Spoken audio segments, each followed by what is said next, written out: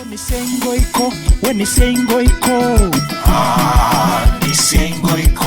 reason why I'm sufficiently agitated to want to debunk the myths of our professionals who don't rise up to the occasion is simple.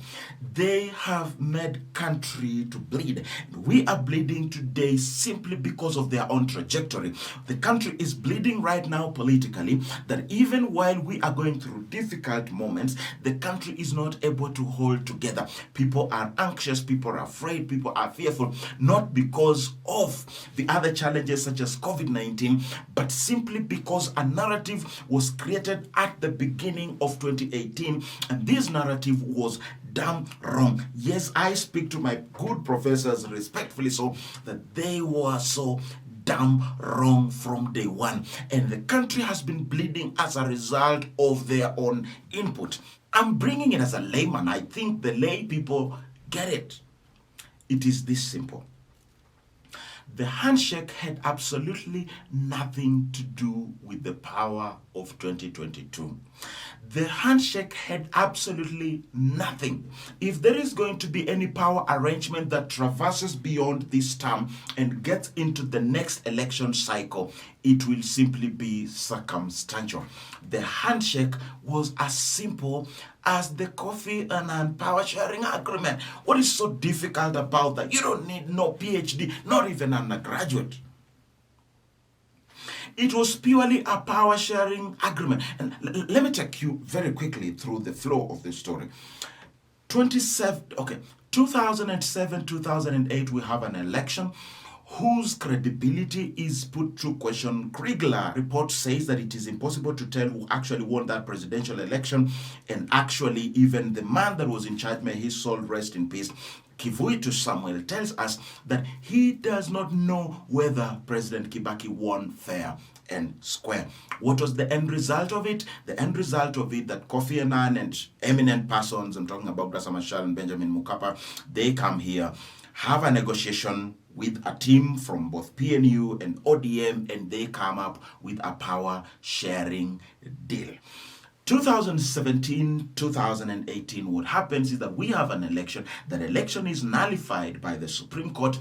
And when it is nullified, the opposition has an upper hand at this point in time because the president, who is an incumbent, just won an election. It has been quashed. So the opposition has the political mileage. The Supreme Court says we have another round of election, but the opposition says only a fool does the same thing the same way and expects different results. And so for as long as there is not going to be any serious infrastructural changes of process at the IBC, they are boycotting the election.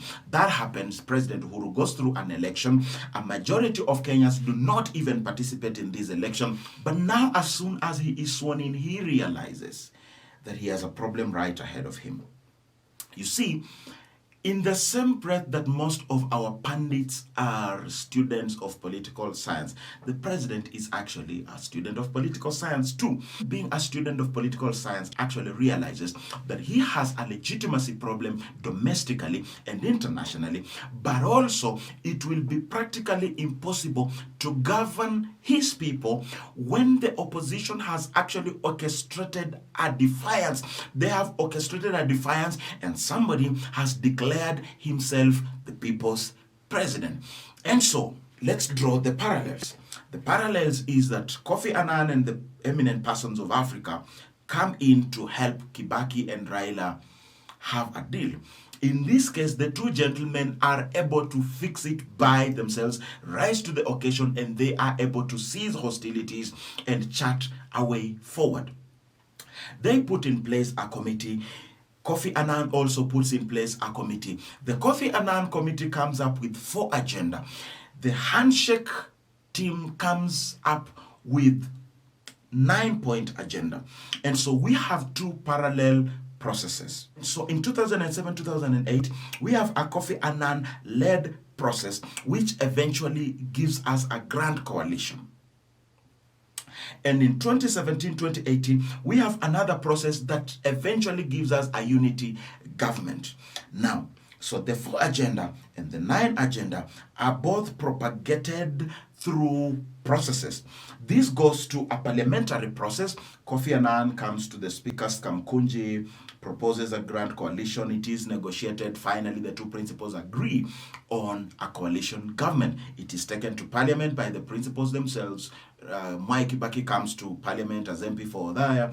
Raila comes in as MP for Langata, rallies the troop. They pass the National and Reconciliation Accord, which technically is supposed to hold as a constitutional order.